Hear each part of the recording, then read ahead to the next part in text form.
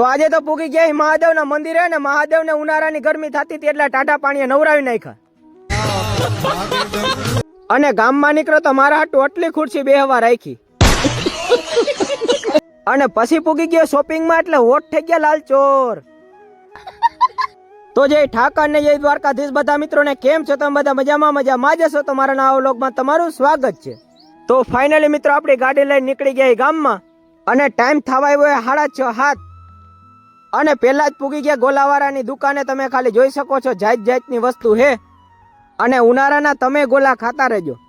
અને 2 લઈ લીધા શરબત ને એક આપણે પી નાખ્યો ને એક પાઈ દીધો આપણા ભાઈબંધને. અને શરબત પીને હોટ થઈ ગયા લાલ ચોર. તમને એમ લાગતું હે કે લિસ્ટિક કરી वो अलग ही लेवल का बंदा था. અને બીજો દી હવાર થઈ ગયો ને આપણે હાલે નીકળી ગયા ગામમાં. અને ગામડામાં રહેતા હોય ને તો ખબર હોય, તમે ખાલી જોઈ શકો છો જૂનવાળી મકાન. અને ગામમાંથી લઈ લીધી હે દોરી ને લઈને સીધા પૂગી ગયા આપણા ઘરે. અને દોરી મેકી દીધી હે ઘરે ને આપણે પૂગી ગયા મહાદેવના મંદિરે.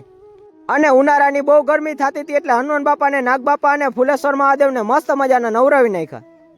અને છેલ્લે વધ્યું મારું કામ. અંદરથી પાણી કાઢીને થાકી ગયો ને હું થઈ ગયો ગરમીનો રેપજેપ. અને રિક્ષો આવી ગયો લાઈનનો ભરાઈને જમીનમાં કરી નાખ્યા ખાડા.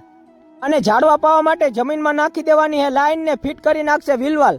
તો આજનો વ્લોગ એટલો જ રાખવાનો. વ્લોગ સારો લાગ્યો તો લાઈક, ફોલો અને શેર કરવાનું ભૂલતા નહીં. અને આપણા પેજમાં નવા હોય તો ફટાફટ ફોલો કરી નાખો. તો બધાને જય દ્વારકાધીશ.